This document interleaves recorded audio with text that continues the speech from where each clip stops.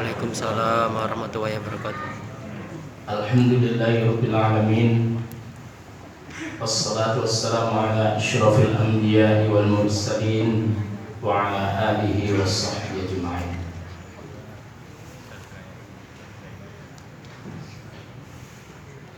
Subhanaka la ilma lana illa ma 'allamtana innaka antal alimul hakim.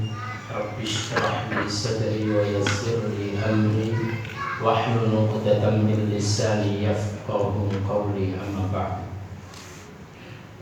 Para jamaah sekalian rahimani wa rahimakumullah,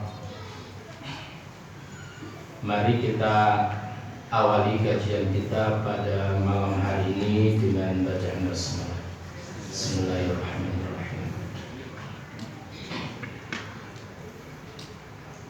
Bab jazaa'il walidain, bab mengenai membalas kebaikan kedua orang tua. Piye? Bagaimana kita harus membalas kebaikan orang tua yang diberikan kepada kita. An Abi Hurairah, dari Abu Hurairah, yaitu Abdurrahman bin Sakhr, Anin Nabi sallallahu alaihi wasallam, dari Nabi Muhammad sallallahu alaihi wasallam, la yajzi waladun walidahu, tidaklah la yajzi, tidaklah dapat membalas waladun seorang anak, walidahu akan orang tuanya. Seorang anak gak bakal bisa membalas kebaikan orang tuanya illa ayyajidahu, melainkan kalau ia mendapati orang tuanya itu mamlukan, seorang budak, fayashtariyahu, lalu kemudian dia membelinya. Jadi orang tuanya dari budak orang lain, kemudian dia membelinya, setelah dibeli fayu'tiqahu, lalu kemudian dia memerdekakan. Ketika ada kondisi yang semacam ini, anak memerdekakan orang tuanya dengan cara membeli dari orang lain lalu kemudian dimerdekakannya, maka anak ini akan sama dengan bagaimana kebaikan yang dilakukan oleh orang tua kepada diri. Kalau belum itu belum. Sedang sekarang ini tidak ada perbudakan. Yang lebih parah lagi adalah orang tua kita ini kita perbudak. Kongkoni ya, dikongkoni nggak tahu dibunuhi. Itu kan kebacut itu. Jadi orang yang semacam ini mestinya tugasnya adalah bagaimana memerdekakan orang tua dari segala kesulitan-kesulitan. Dia yang nangani semuanya. Orang tua sulit tidak duduk, tidak ada sudah. Anak yang kemudian mengurusi semuanya. Bukan malah kemudian orang tua itu dipersulit.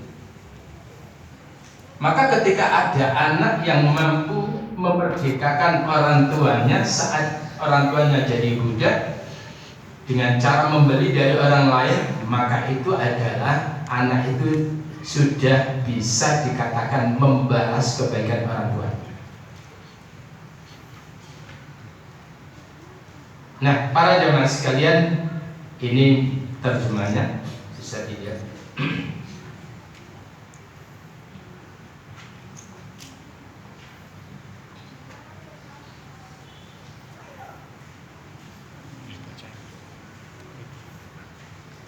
Namun berikutnya,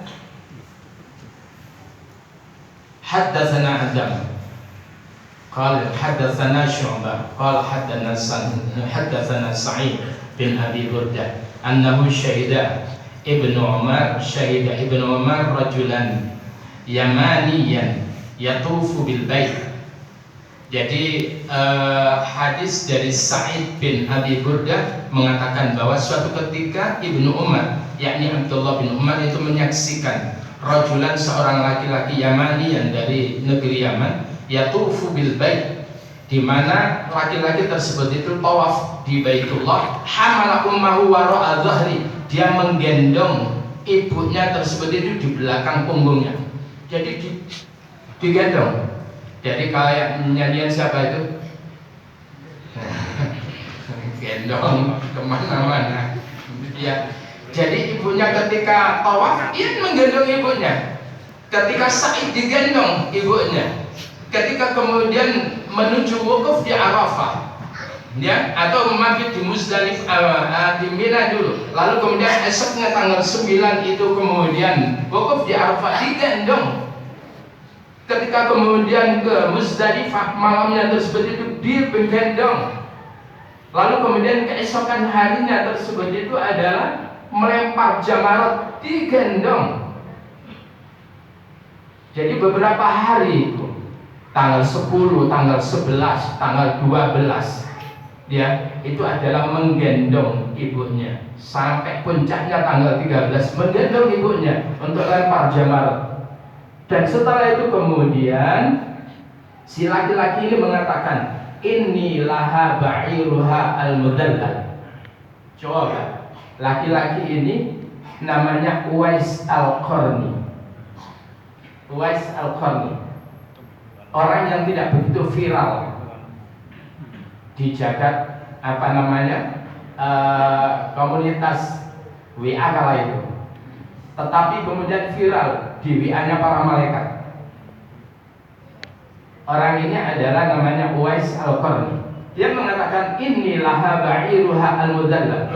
Aku ini untuk ibuku, ba'iruha, aku ini ibarat ontanya al-mudallal, yang nurut, dibawa kemana saja, disuruh kemana saja. Al-mudallal. Aku merasa kemudian pokoknya nurut apa?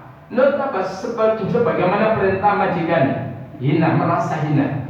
In ud'irat, jika ud'irat tersebut itu merasa panik, rikabuha, yaitu penunggang ontaku, yaitu ibuku yang aku ini ibarat ontanya. Apabila penunggangnya tersebut itu panik, lam uz'ar, aku berupaya untuk tidak panik agar supaya ibuku yang gendong aku, ya apa itu?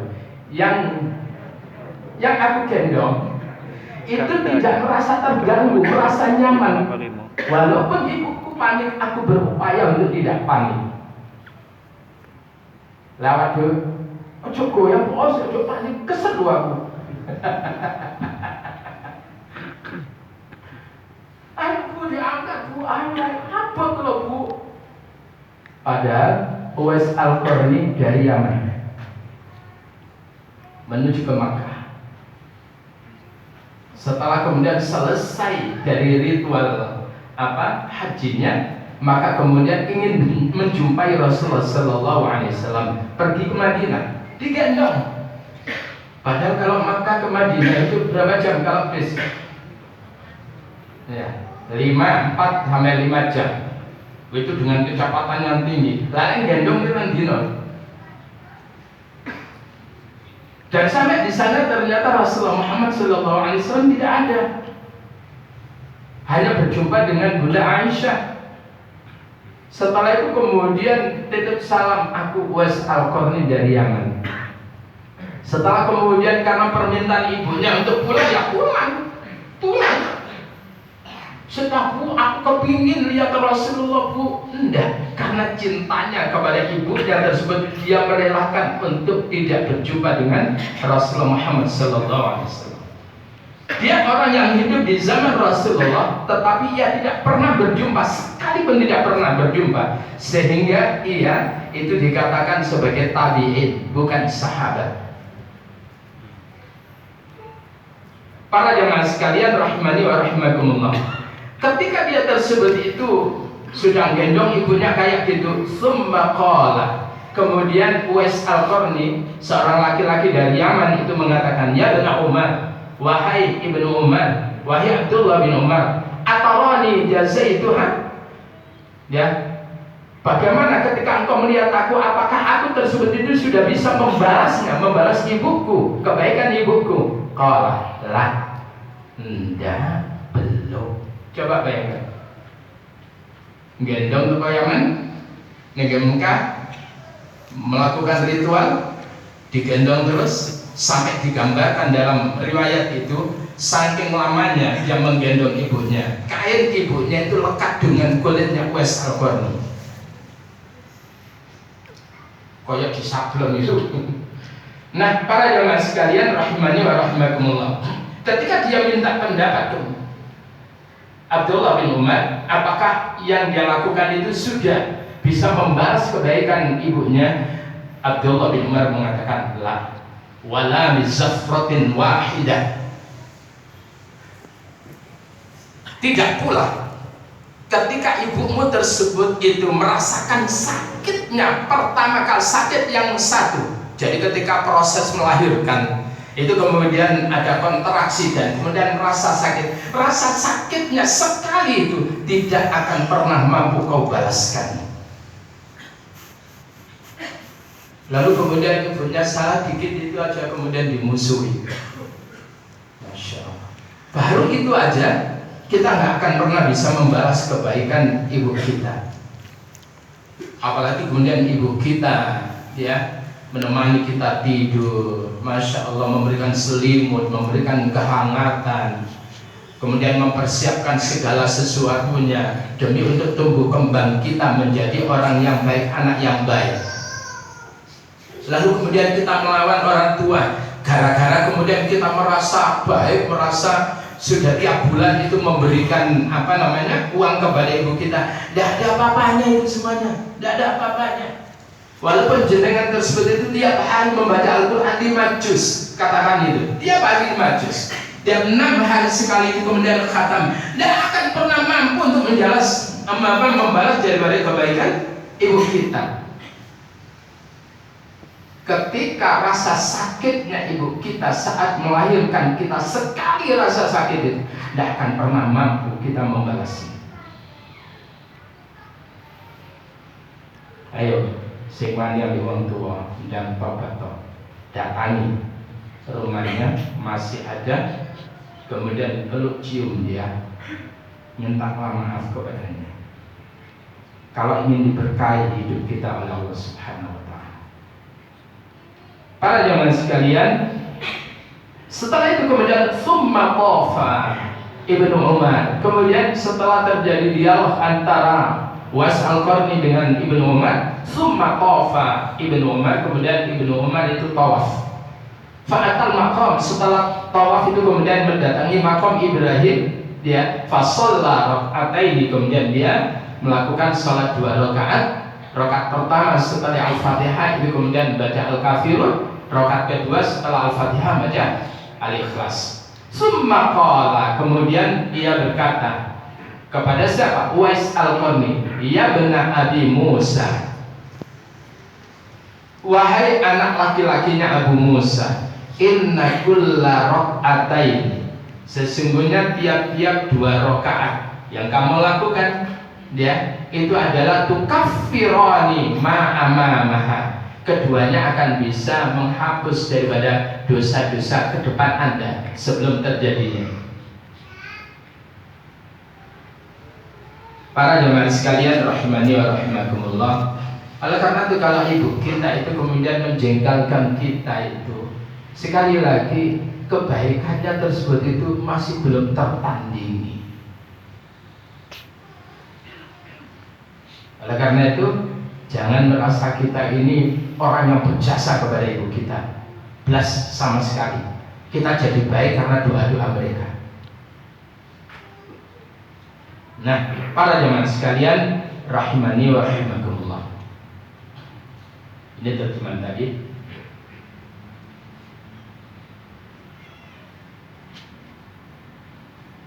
Aman?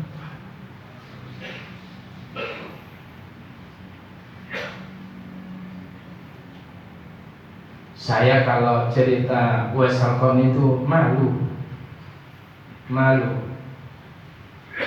Awak dewi kok ono apaan?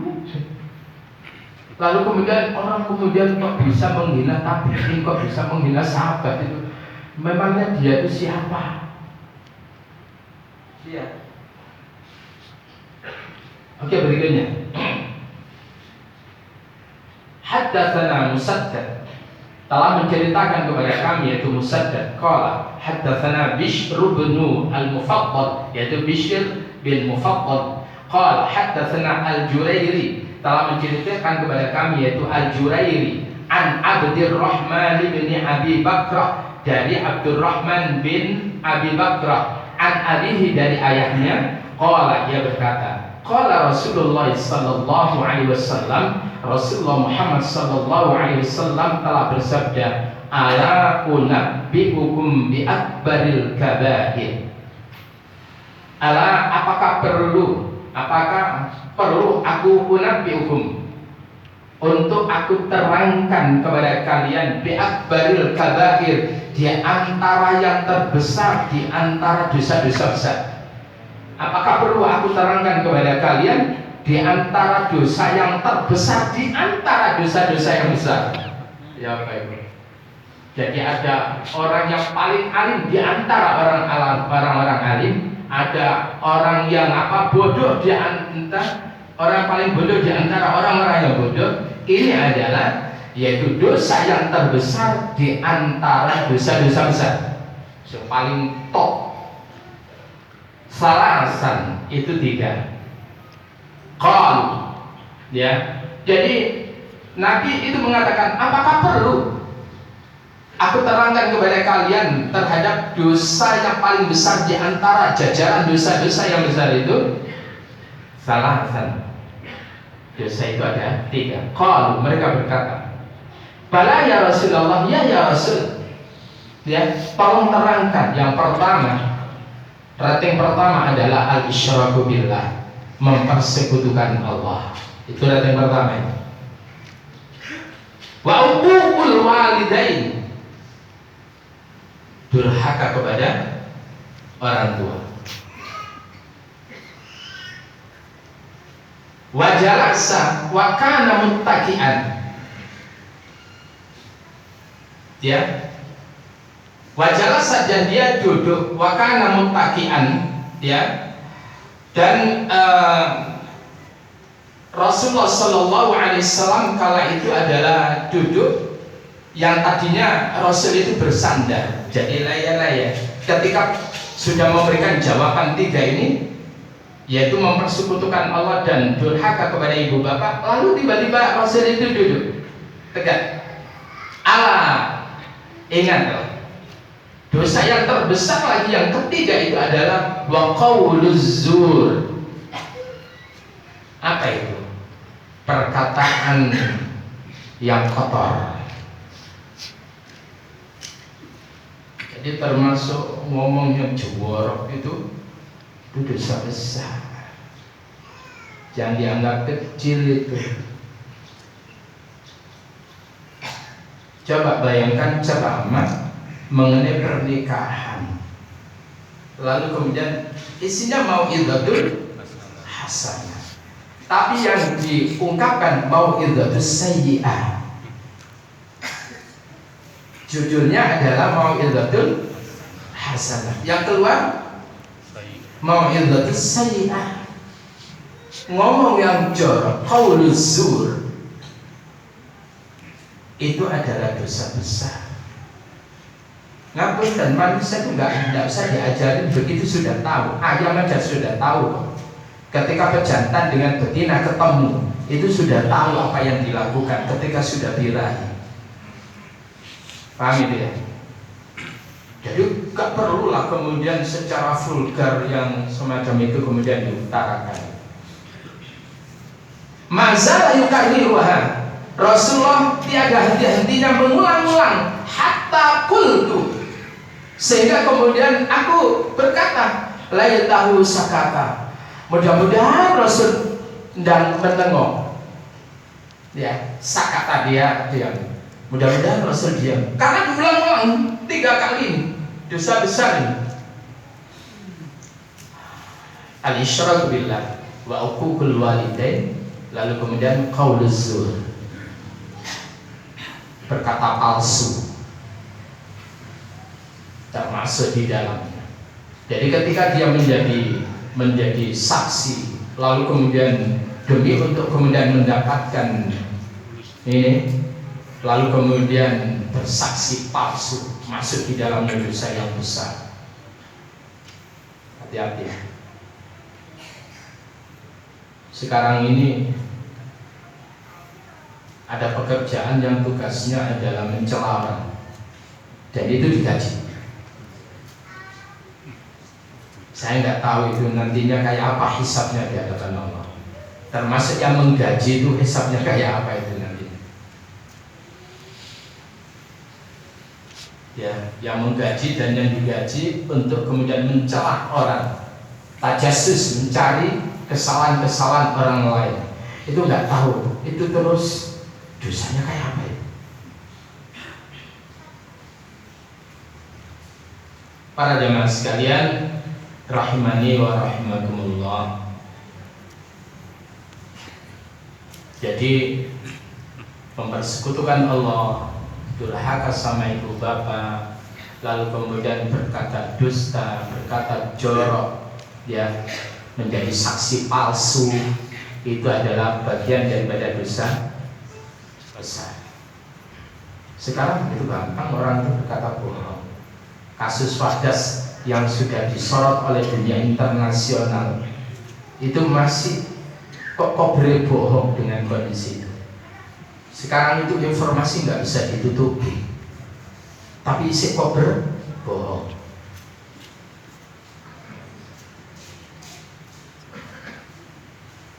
Ini semuanya terjadi karena imamnya juga semuanya. Makmum itu kan apa kata imam?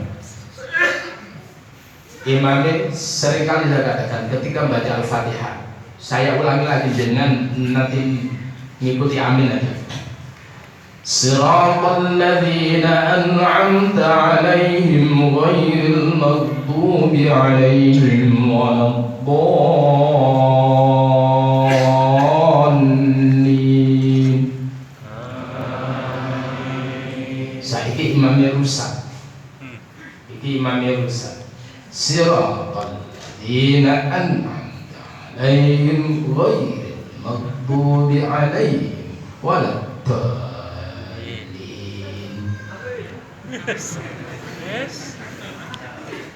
Paham? Imamnya rusak, makmumnya merah rusak. Ini yang terjadi di negeri kita. Bismillah.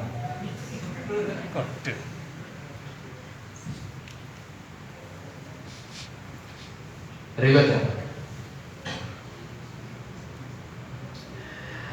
Haddatsana Muhammad bin Salam yang tentang dusta tadi ya. Apalagi dalam hajat orang banyak, Nabi mengatakan alaikum bisidqi, tetaplah kalian dalam kejujuran. Kenapa? Fa innas sidqa, karena sesungguhnya kejujuran itu yahdi ilal birri, akan menghantarkan, membimbing seseorang menuju kepada kebajikan-kebajikan. Wa innal birra, dan sesungguhnya kebajikan itu yahdi ilal jannah, akan membimbing seseorang menuju surga. Wa iyyakum wal kadzib, jauhilah olehmu dusta. Kenapa? Fa innal kadziba, karena sesungguhnya dusta itu adalah yahdi ilal fujur, akan menggiring seseorang kepada keburukan-keburukan. Wa innal fujura yahdi ilan nar, dan keburukan-keburukan itu akan menggiring seseorang menuju kepada neraka. Indonesia sekarang ini terasa tidak nyaman, kok separuh neraka sana. Itu dikarenakan banyaknya orang yang dusta. Sudah ya. Oleh karena itu bertobatlah kemarin yang memilih itu. Saya katakan bahwa andaikan itu sebuah najis, itu sudah tingkat najis muwalladhah, bukan mutawasithah lagi. Yang berikutnya, haddatsana Muhammad bin Salam telah menceritakan kepada kami, yaitu Muhammad bin Salam. Qala akhbarana Jarir, telah mengkabarkan kepada kami, yaitu Jarir, an Abdul Malik bin Umair, dari Abdul Malik bin Umair, an Warrad, dari Warrad katibil Mughirah, yaitu sekretarisnya Mughirah bin Syu'bah. Qala kata Muawiyah, suatu ketika Muawiyah tersebut itu kirim surat ila Mughirah, kepada Mughirah bin Syu'bah, uktub ilayya bima sami'ta min Rasulillah sallallahu alaihi wasallam, tuliskan ilayya kepadaku, ya. Jadi tuliskan ilayya buatku bima sami'ta, terhadap apa yang telah kau dengar min Rasulillah sallallahu alaihi wasallam, dari Rasulullah sallallahu alaihi wasallam. Qala Warrad, maka kemudian berkatalah Warrad, yaitu Warrad, famlah, maka kemudian imla itu dikte. Jadi dulu kita kalau waktu SD, ya, insyaallah SD umur saya itu didikte dia. Gak duwe buku ini didikte. Tetapi akibat dikte itu tanpa sinau ya nyantol. Anak sekarang orang buku ini silakan kerjakan, gak paham. Jadi imla itu luar biasa itu. Maka strategi ngajar di antara lain itu seorang guru mendikte, mengajarkan dulu baru kemudian ditirukan oleh muridnya. Nah itu. Fa'amla alayya, maka kemudian diktekanlah dia alayya kepadaku, wa katabtu biyadai, dan aku akan menulis biyadaya dengan tanganku. Inni sami'tuhu, sesungguhnya aku sami'tuhu, aku telah mendengarnya, mendengar Rasulullah yanha an kasratis su'al. Jadi Nabi tersebut itu, jadi aku mendengar dari Rasulullah, di mana Rasulullah itu melarang an kasratis su'al, dari banyak tanya, kakean takon. Kenapa? Karena kata Rasulullah sallallahu alaihi wasallam, inna ahlaka man kana qablakum, sesungguhnya hancurnya umat-umat sebelum kalian itu adalah kasratu su'alihim ala anbiya'ihim, banyaknya tawakonnya mereka kepada para nabi mereka. Tawakon tok tapi ora dilakoni. Lak ngregetno lho. Jadi tawakonnya akeh bareng malih wis dilakoni. Apa meneh? Mari. Jadi dia yang jadi malaikat mungkar nakir. Jadi angka 100 soal. Tapi kalau kita memang nggak paham harus tanya, nggak boleh diam. Nah, yang kedua adalah wa idha'atil mal. Nabi tersebut itu melarang kita tersebut itu adalah, yaitu berboros-boros tentang harta. Innal mubadzirina kanu ikhwanas syayatin. Sesungguhnya mubadzir itu adalah teman-temannya syaitan. Saking sugihnya bingung. Masa bingung mestinya ada Masjid Al-Milah, kasihkan aja di Masjid Al-Milah. Berikan kepercayaan tamir untuk mengelola, selesai. Tidak usah bingung. Akhirnya kemudian membeli sesuatu yang begitu dibeli mulai geopo ini bingung, ya. Nah, jadi wa idha'atil mal, menyia-nyiakan harta atau memboros-boroskan harta. Lalu kemudian ma'anqi lawaqala, lalu kemudian dia tersebut itu adalah berkata begini begitu. Qila dikatakan begitu, waqala dan berkata begitu. Gosip. Nah sekarang ini dunia entertain itu justru yang laris, peringkat tinggi itu adalah dunia gosip. Para jamaah sekalian rahimani wa rahimakumullah, Suatu ketika Rasulullah Muhammad SAW menerangkan tentang kewajiban haji. Setelah kemudian diterangkan kewajiban haji, kemudian satu di antara sahabat itu bertanya kepada Rasulullah SAW, "Ya Rasul, aku lu'amin, apakah haji itu kewajibannya tiap tahun ya Rasul?" Rasul diam. Akhirnya kemudian bertanya lagi, "Aku lu'amin ya Rasul, apakah tiap tahun ya Rasul kami ini harus berhaji?" Rasul diam. Dan kemudian bertanya lagi untuk kali ketiga, "Aku lu'amin, apakah tiap tahun ya Rasul kewajiban berhaji?" Rasul diam dan kemudian memberikan jawaban, "Kalau sekiranya aku mengatakan na'am, ya, la wajabat, maka hal itu akan wajib bagi umatku tiap tahun untuk melakukan ibadah haji." Awak dulu telung tahun ini meprai. Sekarang ini ada info mengalami kenaikan hingga 45. Tahun 2 tahun terakhir moro-moro naik. Mestinya pemerintah harus kemudian menghibur dengan cara apa?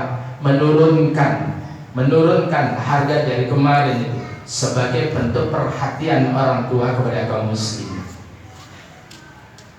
Tapi nggak tahu dinaikkan itu apa untuk nambali gimana, nggak tahu. Para jemaah sekalian, oleh karena itu Allah Subhanahu wa taala mengingatkan di dalam surah Al-Maidah, silakan dibuka pada ayat yang ke-101. A'udzu billahi minasyaitonir rajim. Ya ayyuhalladzina amanu la tas'alu an asya'a in tubda lakum tasukkum. Ya ayyuhalladzina amanu, wahai orang-orang beriman, la tas'alu, janganlah kalian bertanya an asya'a, tentang beberapa hal. Wakon balik-balik, takon balik-balik. Ya, sudah dijelasin takon mana. Setelah itu kemudian apa? In tubda lakum tasukkum. Jika hal itu diterangkan, tasukkum, hal itu yang akan menjadikan buruknya kalian, sulitnya kalian. Ya sebagaimana tadi urusan haji tadi. Andai kata Rasul mengatakan na'am la wajabat, maka akan diwajibkan setiap muslim yang mampu tersebut tiap tahun untuk melakukan ibadah haji. Nah sekarang itu kemudian tidak tiap tahun saja, gelombang yang daftar itu luar biasa Indonesia. Sidoarjo ini peringkatnya luar biasa. Jadi untuk tahun ini daftar kemarin